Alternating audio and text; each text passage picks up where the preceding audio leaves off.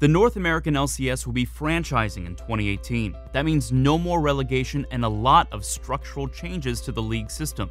Let's break down some of those changes in comparison to another major franchise system, the NBA.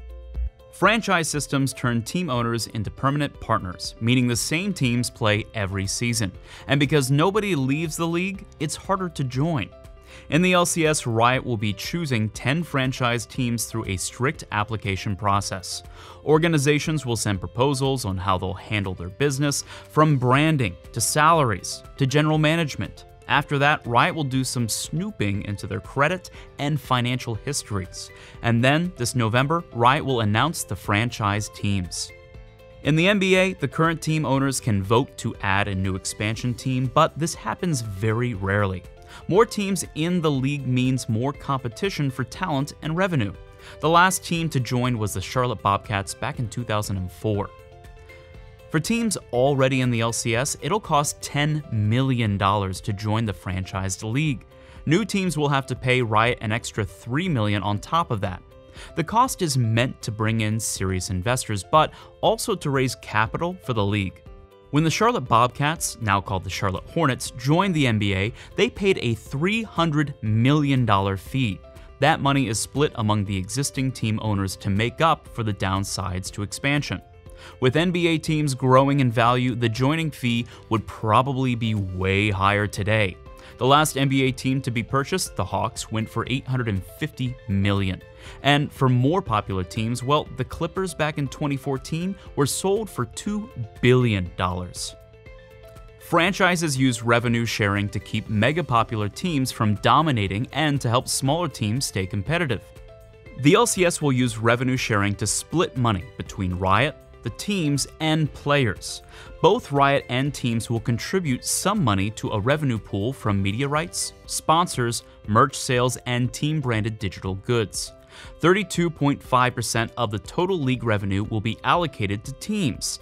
Half of that amount is split evenly to each team, and then the other half will be used to reward teams who place higher, have more fans, and bring in the most viewers. The NBA teams also contribute a chunk of the revenue to a shared pool. There's no third party like Riot, so the 30 teams split around 50% of shared league revenue evenly across themselves. NA LCS players will have a minimum salary of $75,000, and players as a whole must receive 35% of the league revenue. So, when all the combined players' salaries make up less than 35% of total league revenue, they'll receive the difference directly. If they make more than 35% of LCS revenue, they get to keep the extra. Instead of minimum salaries, the NBA has salary caps that keep teams from paying huge prices on players, more evenly distributing talent and salaries. Each team has a cap for how much they can be spending on all their players combined, and each player's individual salary is capped based on their years of experience. Similar to the LCS, though, combined player salaries also have to meet a certain percentage of league revenues. In this case, the players get around 50%, and if they don't, team owners have to pay up the difference. So who's in charge of all of this?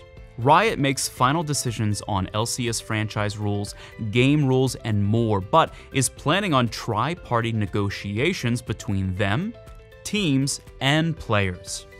Later this year, Riot is launching the Players Association, a group of representatives elected by players that will serve as their voice in league decisions. Over in basketball, the NBA Board of Governors, made up of team owners and their representatives, make decisions on things like game rules, tournament formats, and expansion. The NBA also has a Players Association, a labor union that negotiates a collective bargaining agreement with the team owners. This contract lasts for years, and it sets the rules for salary caps, trade rules, and more. The NA LCS franchise is sure to evolve over the years. Like other sports, it's probably going to see changes to the revenue sharing model, a system for adding teams, and stronger decision-making power for the Players Association. And of course, we'll probably see lots of money. Last season, the NBA teams made around $5.9 billion in revenue. As the LCS franchise takes off, streaming service BAMTech will be paying Riot $300 million for streaming rights over the next 6 years. That $50 million a year, along with bigger sponsorships and other media deals, will be a big start to the League of Legends franchise here in NA. For more league interviews and analysis, subscribe to our channel. You can also find stats, discussions, and more on our website and mobile app at blitzesports.com.